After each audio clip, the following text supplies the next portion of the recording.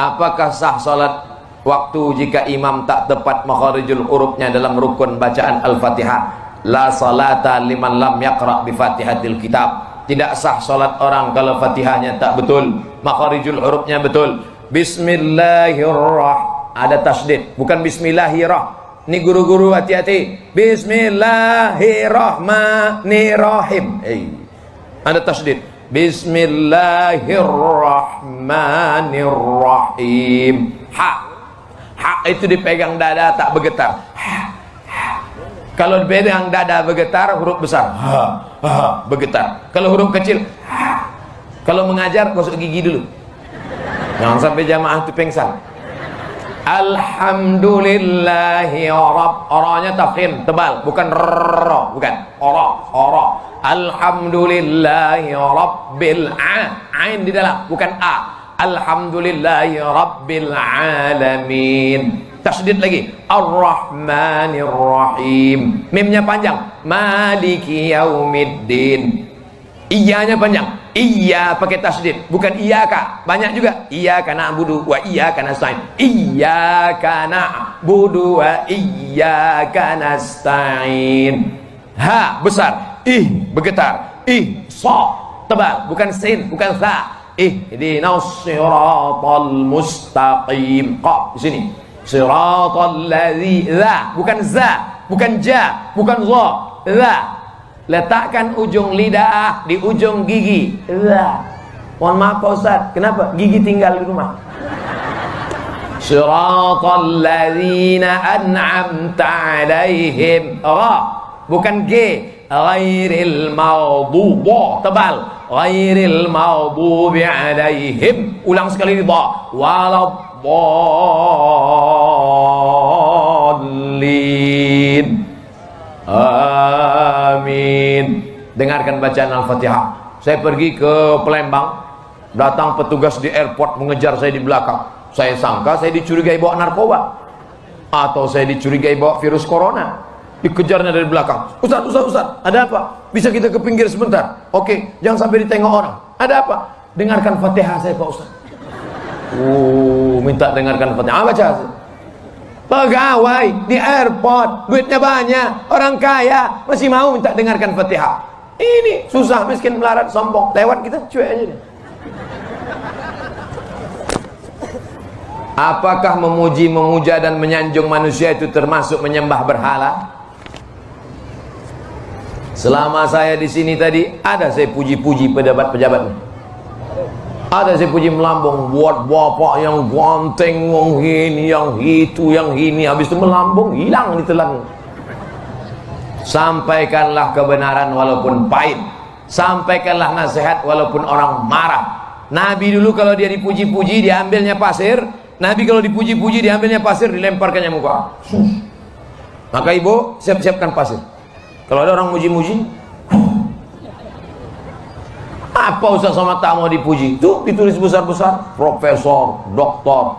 Dulu saya ngatakan jangan tulis titel, tulis saja UAS, Ustadz Abdul Somad.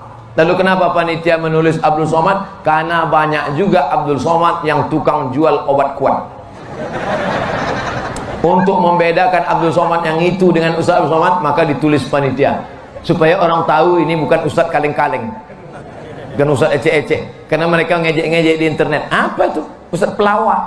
Apa tuh? Ustadz lucu-lucu. Aku lucu-lucu aja jadi profesor. Bagaimana kalau aku serius?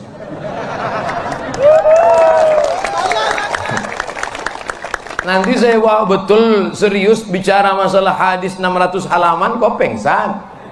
Oleh sebab itu maka selama ada tujuan niatnya baik. Tapi kalau hanya untuk memuji orang, melambung-lambungkan orang, maka pujian adalah bagian daripada masuk orang kepada riya, kepada sum'ah. Mudah-mudahan Allah menyelamatkan kita dari penyakit riya dan sum'ah ini insyaallah. Amin. Bagaimana untuk mewalikan seorang anak perempuan dari hasil kawin campuran yang tak pernah nikah?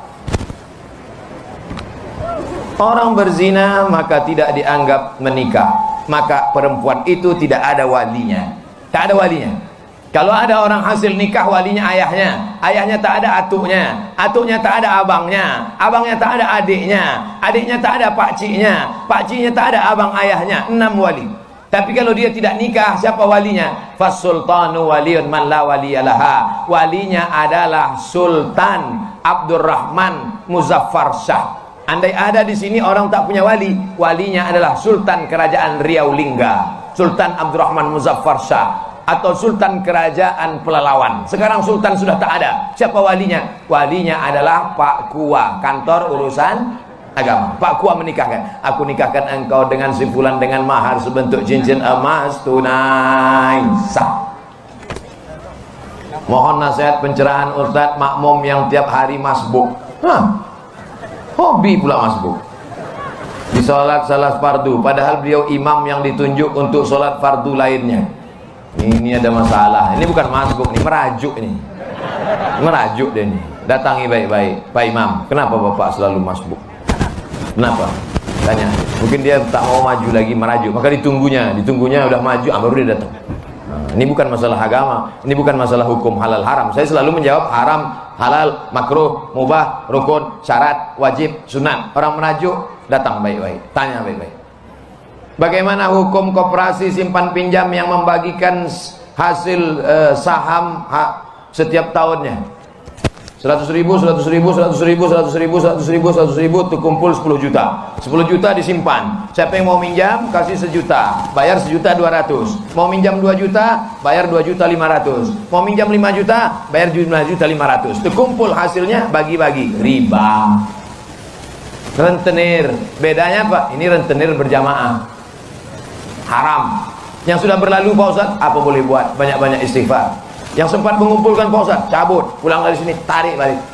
Jangan sampai. Kenapa? Karena orang yang makan riba nanti di akhirat, alladzina yakuluna riba, orang yang makan riba, la yaqumuna illa kama yaqumul ladzi yatakhabbathu syaitanu minal mas, bangkit dari kubur seperti orang kerasukan setan.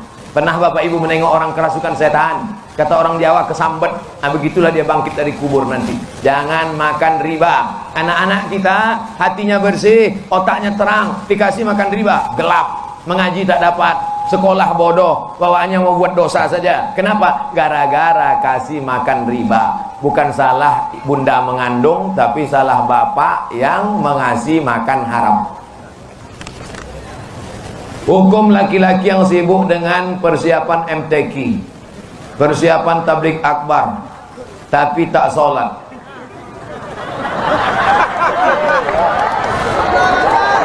Bahkan bekerja di saat orang sedang sholat.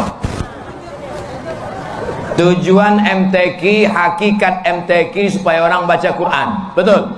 Isi Quran itu apa? Wa aqimus sholah, tegakkanlah sholat. Inti dari pengajian itu adalah Ustadz menyampaikan pesan. Apa pesan Ustadz tadi? Laksanakan sholat.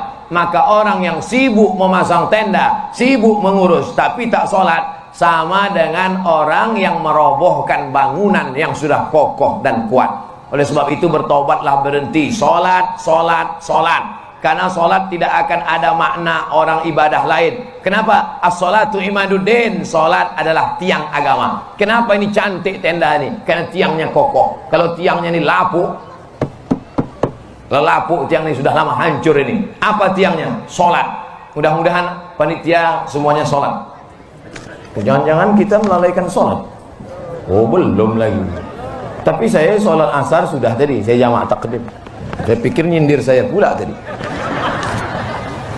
Apakah akan merusak akidah orang yang bercanda dengan mengatakan jika mati anak Adam, kafankan dengan kain kafan yang usang, supaya malaikat penanya keliru, menyangka mayat itu sudah lama dan tak ditanya lagi.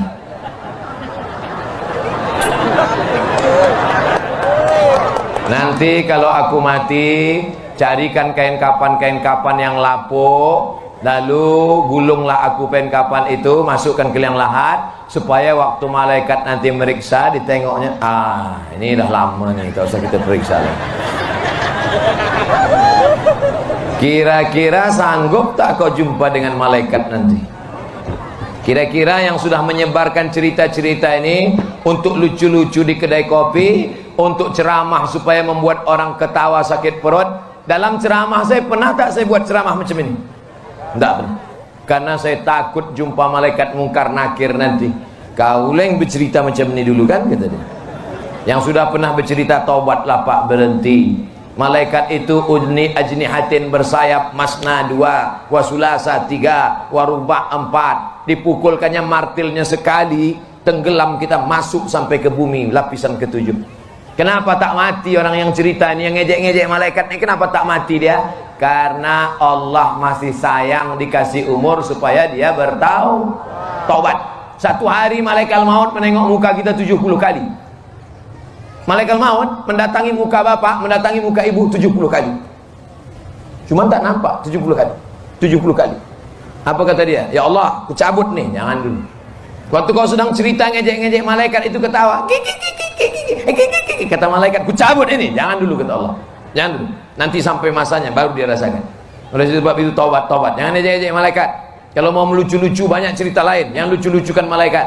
Kalau mengejek-ejek jangan cerita Nabi, jangan cerita Allah, jangan cerita malaikat. Karena tak sanggup kau akan menahankannya nanti. Mati dalam keadaan su'ul khatimah.